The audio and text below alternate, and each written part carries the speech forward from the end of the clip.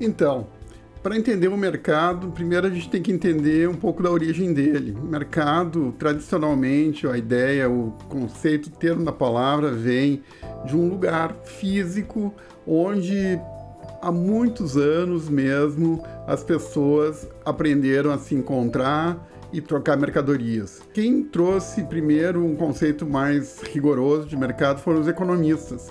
Eles dizem o mercado é um conjunto de compradores e vendedores que efetuam transações, trocas relativas a determinado produto ou classe de produto.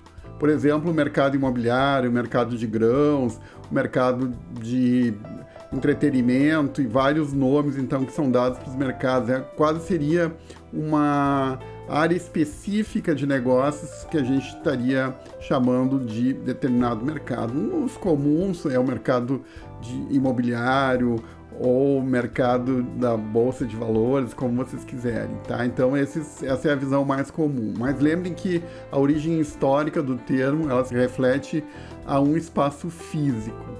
Os americanos chamam de place mercado.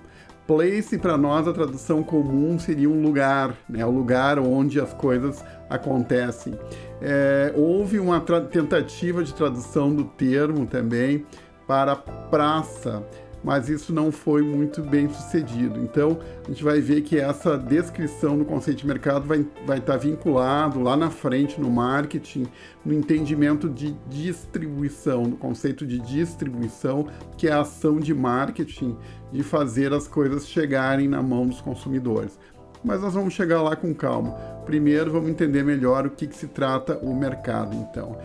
Com esse conceito, nós vamos chegar então a várias outras denominações de mercado, mais focadas agora no marketing, não tanto na economia.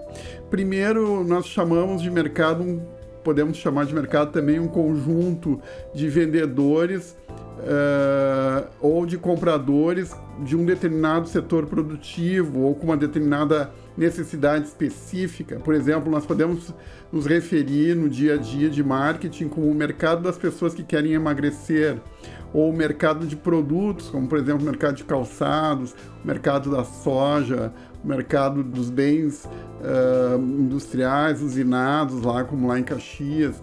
Esses mercados, então, também recebem e estão dentro do conceito guarda-chuva mais amplo de mercado. Mas também nós podemos nos referir a mercados como uma particularidade, um conjunto específico, restrito dentro de um conjunto maior. Por exemplo, quando a gente fala do mercado demográfico dos jovens. Então, quando nós vimos lá no ambiente demográfico a construção da sociedade em termos de faixas etárias, a divisão dessa sociedade em termos de faixa etária, para que isso fosse mais coerente das estratégias de marketing das empresas. Então, cada uma das faixas, né, definidas pela empresa pode se constituir, e comumente se trata isso como sendo o mercado. Então, o mercado adolescente, o mercado jovem, o mercado das pessoas maduras, e todas elas nós vamos estar se referindo então a um segmento de mercado, uma parte, um conjunto de pessoas que tenham necessidades específicas. Se supõe que sejam coerentes as demandas dentro daquele mercado. Esse é o elemento que dá unidade para a coisa. Por exemplo, nós podemos falar do mercado de um termo mais amplo, que não envolve necessariamente troca por dinheiro ou compras, pode envolver outros tipos de troca, talvez uma ação, a gente pode falar de mercado de eleitores, por exemplo, em marketing cabe, né? Fora de marketing fica um pouco estranho, mas o mercado de trabalho é um termo mais comum também das pessoas que estão buscando trabalho.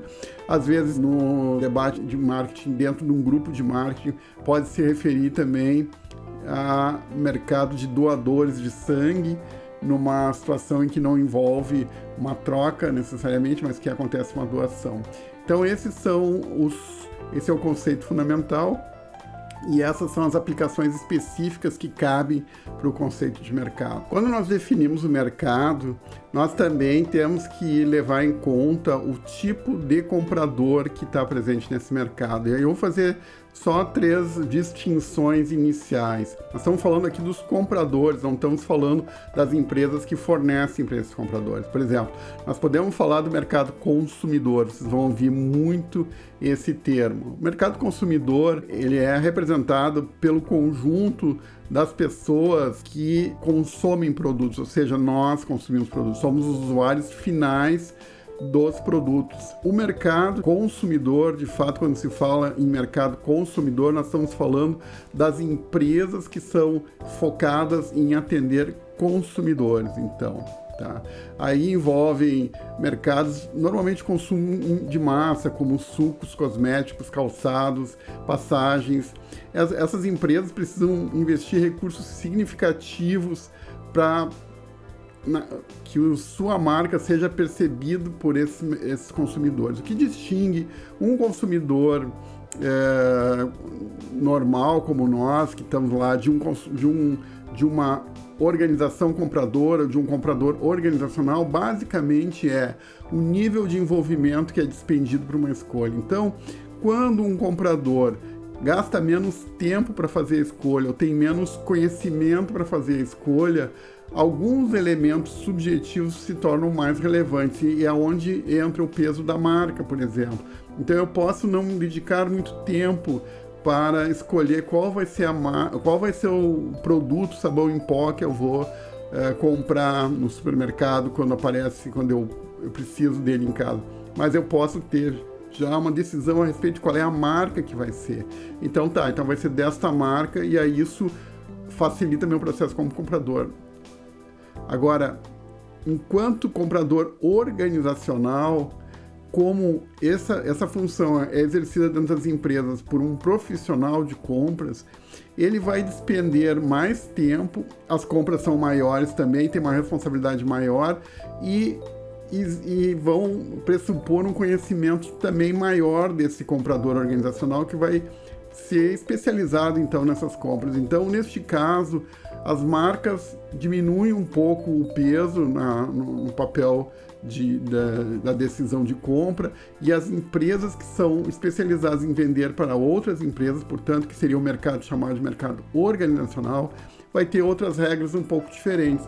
Nesse mercado organizacional, as transações são menos frequentes, mas os volumes vendidos são muito maiores. Então, se pressupõe uma abordagem diferente nessa relação consumidor-fornecedor. Basicamente, os fornecedores vão disponibilizar normalmente forças de venda pessoal. Um vendedor é destacado dentro da empresa, dentro da organização, para fazer contato com a outra empresa compradora. Então, nós temos uma grande distinção entre o mercado consumidor e o mercado organizacional, também chamado mercado de business to business. Pelo menos, depois nós vamos voltar a estudar isso com mais profundidade. E por último, nós temos ainda a possibilidade de empresas especializadas a vender para outras organizações sem fins lucrativos. Então, essa seria a terceira possibilidade. O que caracteriza esse grupo de empresas é que normalmente elas vão se deparar com instituições ou organizações sem fins lucrativos, né? Mas existem outros formatos organizacionais também que podem, fundações muitas vezes, que podem estar com essa característica, que é que essas organizações elas têm muito pouco poder aquisitivo normalmente. Então, as empresas que são acostumadas ou que são focadas em atender organizações sem fins lucrativos vão se deparar com compradores com pequeno poder aquisitivo e que precisam valorizar muito as suas aquisições. Então, essas empresas que fornecem, nesses casos, precisam ser especializadas na geração e na entrega de valor superior para os seus compradores. Essa é só uma visão inicial, a gente vai aprofundar essas questões um pouquinho na frente. Quando a gente está falando em mercado, nós ainda temos que levar em conta um último aspecto, que é definir qual é a abrangência desse mercado. Nível de capacidade de atuação da nossa empresa, levando em conta os limites onde ela é capaz de atuar, então vai definir se ela é uma empresa que tenha uma abrangência que nós chamamos em nível global, essas empresas têm um número de variáveis muito maior para levar em conta. Elas têm que definir quais os países que elas vão focar seus esforços, como entrar em cada um desses países, e cada uma desses países vai ter uma resposta diferente para essa pergunta, vai exigir parcerias e ajustes em cada país diferente que for optado. De que maneira ela vai adaptar, então, os produtos e serviços que ela oferece para contemplar os ambientes estudados em cada país e também como determinar os preços em cada país. Basicamente, ela vai precisar, então, adequar o nível de preços que ela usa para as condições econômicas daquele país. Então, esse tipo de questionamento, né, ele não é relevante para empresas que têm atuação com abrangência local ou mesmo com abrangência nacional. Quando a gente fala em Brasil, uma empresa que realmente tem abrangência nacional vai ter sim que ponderar os seus preços para contemplar as diferenças regionais. Quando nós formos falando sobre como se fazem as políticas de preço, eu vou alertar vocês para isso. Muitas vezes, até dentro de uma cidade mesmo como Porto Alegre, as empresas que atuam em vários bairros precisam adequar o preço dos seus produtos aos bairros onde elas estão oferecendo seu produto. Existe uma diferença de poder aquisitivo e, inclusive, de expectativa de preço muito diferente em cada uma das faixas, dos estratos sociais que a gente está falando, e localização tem muito a ver com isso. Então, muitas vezes a localização é uma variável de segmentação também e vai impactar sobre alterações na oferta das empresas conforme essa abrangência vai incluindo, então, públicos que tenham capacidade de pagamento ou demandas específicas para o produto diferentes. Tem que haver hoje uma espécie de uma segmentação geográfica bastante fina para a gente, como empresa, se manter competitiva para cada um dos mercados que nós estamos atuando. E, finalmente, claro, né, nós vamos ter que optar entre mercado real ou virtual, ou não optar, ou trabalhar nos dois simultaneamente. Quando nós falarmos sobre distribuição, nós vamos ver um pouco sobre as vantagens e desvantagens. Sim, tem desvantagens em trabalhar, ou pelo menos os desafios em trabalhar simultaneamente no mercado real e no mercado virtual. Nós estamos observando hoje, na verdade, até uma certa integração entre os dois ambientes e uma maneira de os negócios obterem vantagens tanto dos aspectos relacionados com o mercado físico quanto o virtual.